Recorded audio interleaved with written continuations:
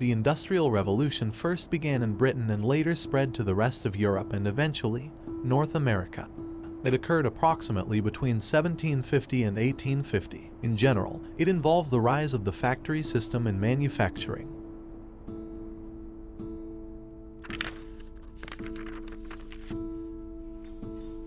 Child labor was a common feature of industrial societies in the 18th and 19th centuries. For example, children as young as 5 years old worked in the industrial factories and mines.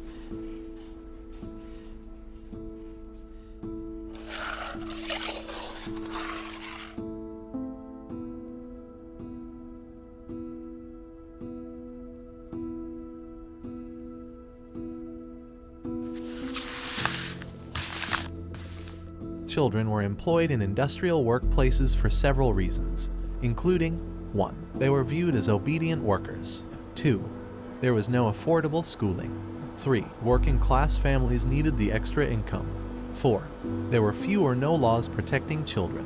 5. They were considered to be more agile for industrial workplaces. And 6. The children were paid much less than an adult worker.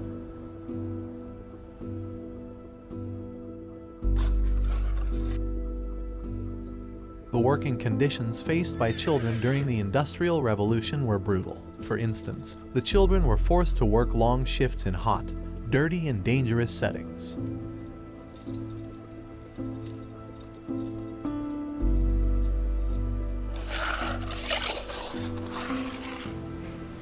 Injuries were common because the children were often not provided with proper clothing, gear, or training. As well, dangerous machinery was sometimes left unguarded.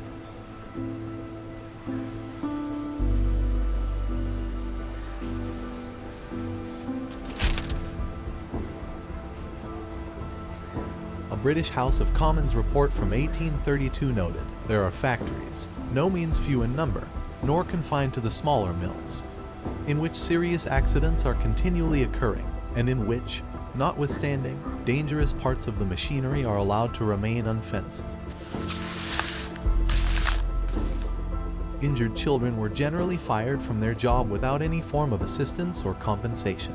In 1819, a doctor from Manchester, England famously stated, "Accidents were very often admitted to the infirmary, through the children's hands and arms having been caught in the machinery. In many instances the muscles and the skin is stripped down to the bone, and in some instances a finger or two might be lost. Last summer I visited Lever Street School. The number of children who had received injuries from the machinery amounted to very nearly one-half.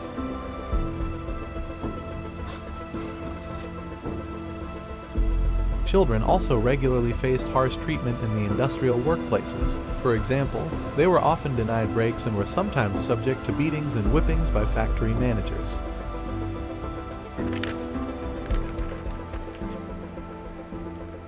The horrors of child labor in the Industrial Revolution eventually led to a movement that sought to end it altogether. Robert Owen was an industrialist and utopian socialist. He operated textile mills in New Lanark, Scotland in the early 19th century. He introduced measures that improved conditions for all workers, including children.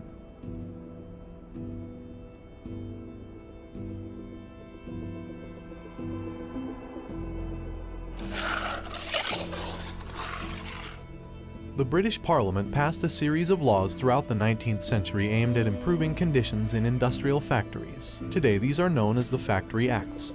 For example, one of the Factory Acts limited the number of hours that children were allowed to work, and placed regulations on workplaces in terms of cleanliness and safety.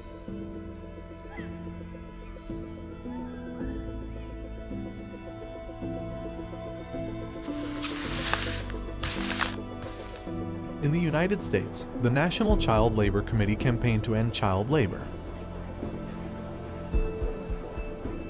For example, they published photos and lobbied state governments throughout the early 20th century.